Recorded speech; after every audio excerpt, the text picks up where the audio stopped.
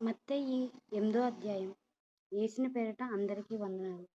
మత్తయి 8దో అధ్యాయం 11 నుంచి చదువుకుందాము. అనేకులు తూర్పు నుండియు పడమటి నుండియు వచ్చి అబ్రహాముతో కూడను ఇస్సాకుతో కూడను యాకోబుతో కూడను పరలోక రాజ్యమందు కూర్చుందురు గాని రాజ్య సంబంధులు వెలుపటి చీకట్లోనికి త్రొయ్యబడుదురు. అక్కడ ఎప్పుడునూ పండ్లు కొరుకుటయు నుండని మీతో చెప్పుచున్నాను. అంతటా యేసు ఇంకా వెళ్ళుము, నువ్వు విశ్వసించిన ప్రకారం నీకు అవునుగాకని శతాధిపతితో చెప్పెను. ఆ గడియల్లోనే అతని దాసుడు స్వస్థనొందెను.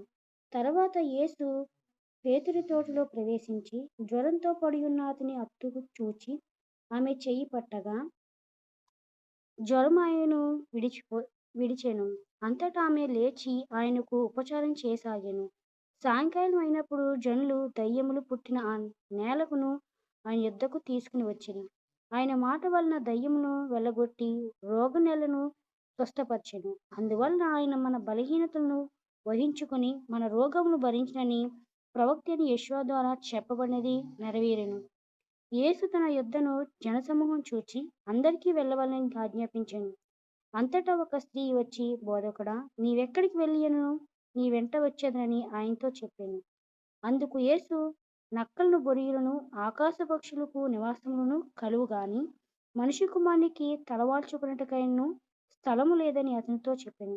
శిష్యుల్లో మరి ఎక్కడు ప్రభువా, నేను మొదట వెళ్ళి నా తండ్రిని పాతిపెట్టుటకు నాకు సెలవుమని ఆయన అడగగా, యేసు అతన్ని చూచి, నన్ను వెంబడించుము, మృతులు తమ మృతులను పాతిపెట్టుకోమని చెప్పెను. ఈ పరిశుద్ధ వాక్యం దేవుడు దీవించబడినగాక. మనకి ఇందులో స్పష్టంగా అర్థమవుతుంది దేవుడు మనకి ఎంత అద్భుత కార్యాలు చేస్తాడన్నది. తర్వాత వచ్చి మనము సమాజం వెంట కాకుండా మన దేవుడి వెంట నడాలని మనకి 12 వచనాలు కూడా మనకి అర్థమవుతున్నాయి. ప్రతి ఒక్కరు కూడా లైక్ చేయండి, షేర్ చేయండి. ముఖ్యంగా వినలేని వాళ్ళకి షేర్ చేయండి. అందరికీ నా వందనాలు. ఆమేన్.